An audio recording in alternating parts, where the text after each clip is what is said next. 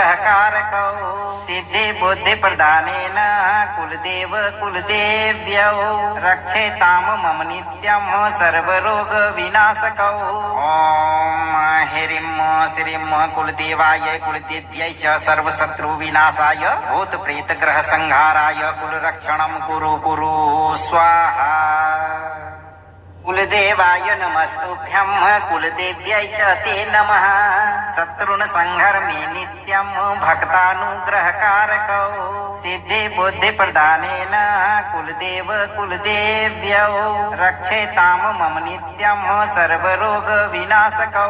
ओम ह्रीं श्रीं कुलदेवाय कुलदेव्यै च सर्वशत्रु विनाशाय भूत प्रेत ग्रह संहाराय कुलरक्षणं कुरु कुरु स्वाहा। कुलदेवाय नमस्तुभ्यं कुलदेव्यै च ते नमः।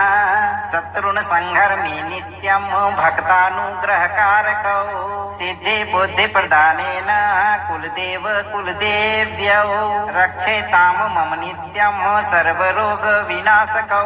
ओम ह्रीं श्रीं कुलदेवाय कुलदेव्यै च सर्वशत्रु विनाशाय भूत प्रेत ग्रह संहाराय कुलरक्षणं कुरु कुरु स्वाहा। कुलदेवाय नमस्तुभ्यं कुलदेव्यै च ते नमः। शत्रुन् संहर्मि नित्यं भक्तानुग्रहकारकौ सिद्धि बुद्धि प्रदानेन कुलदेव कुलदेव्यौ रक्षेताम मम नित्यं सर्वरोग विनाशकौ।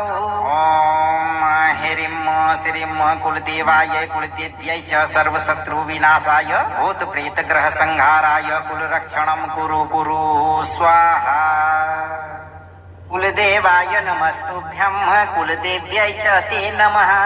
शत्रुन् संहर्मि नित्यं भक्तानुग्रहकारकौ सिद्धि बुद्धि प्रदानेन कुलदेव कुलदेव्यौ रक्षेताम मम नित्यं सर्वरोग विनाशकौ। ओम ह्रीं श्रीं कुलदेवाय कुलदेव्यै च सर्वशत्रु विनाशाय भूत प्रेत ग्रह संहाराय कुलरक्षणं कुरु कुरु स्वाहा।